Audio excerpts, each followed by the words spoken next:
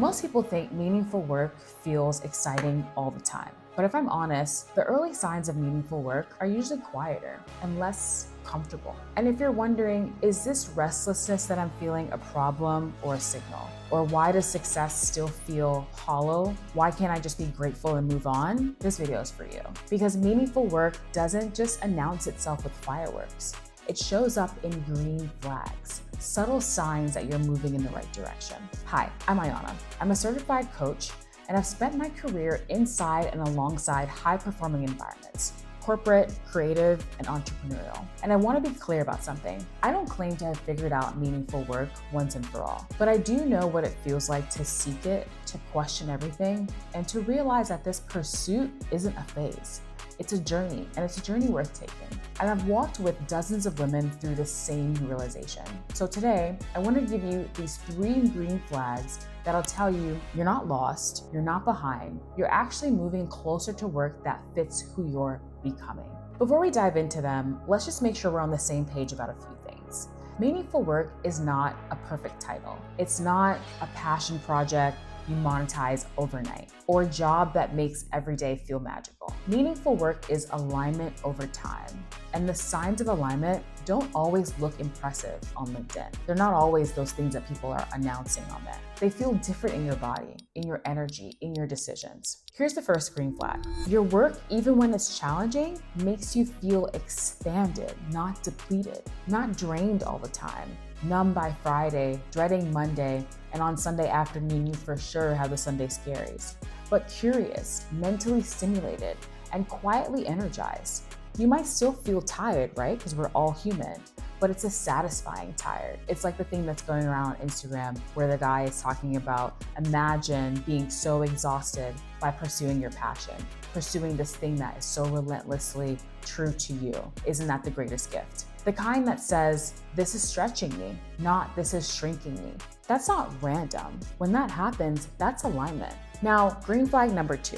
This one surprises people. In meaningful work, your inner growth keeps pace with your external success. And that's why I say meaningful work is not about throwing your hands up and pursuing a passion because you've given up. Instead, you're noticing that you have clearer boundaries, stronger self-trust, less people-pleasing, more confidence in your judgment. And you're not just adding on skills for skill's sake, you're becoming more of yourself.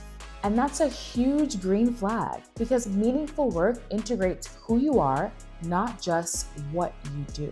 Now, for green flag number 3, you really know that you've started to find meaningful work when you care about impact more than the applause. At some point, the gold stars stop mattering. Titles, praise, performance reviews, how many performance reviews can you survive? They're nice, but they're no longer enough. You start asking better questions when you have meaningful work. Who does this help? What problem does this actually solve? Does this work matter to me? And when impact starts to outweigh applause, you're on the right path and you'll feel it.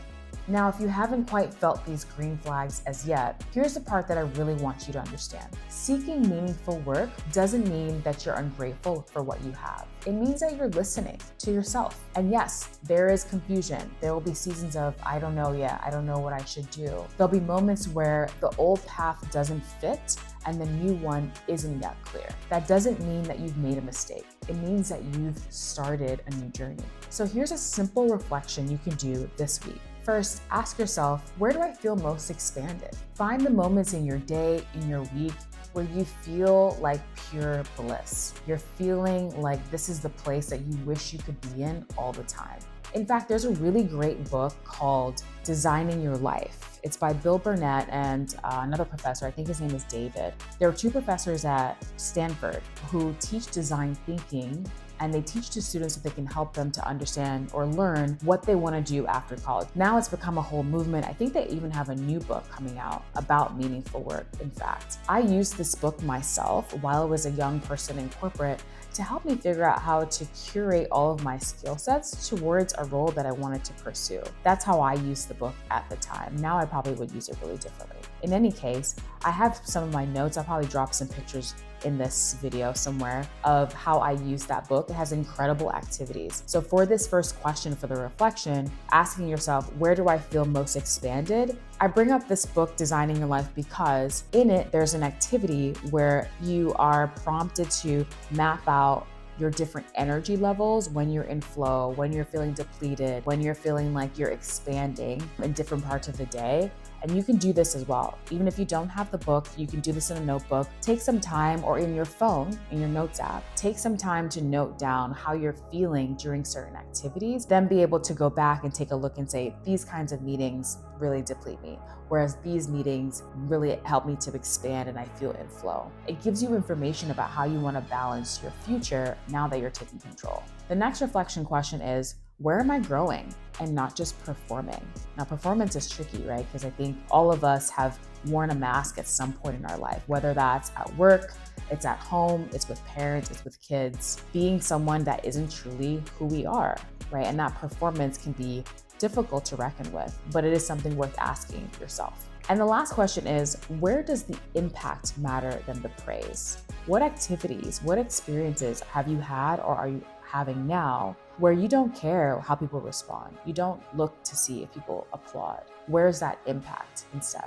The answers to these reflection questions are not random, they're directional. Meaningful work isn't a destination you just arrive to all at once. It's a relationship that you build with yourself, your skills, and your values. And if you're in that in-between space, successful on paper, but hungry for something more grounded, more aligned, please know that you're not broken. You haven't made a mistake. You haven't fallen behind. You're simply becoming. I'm Ayana, and I help women navigate that transition with clarity, strategy, and self-trust without rushing the process or shrinking the dream. Subscribe if you're building the life that actually fits.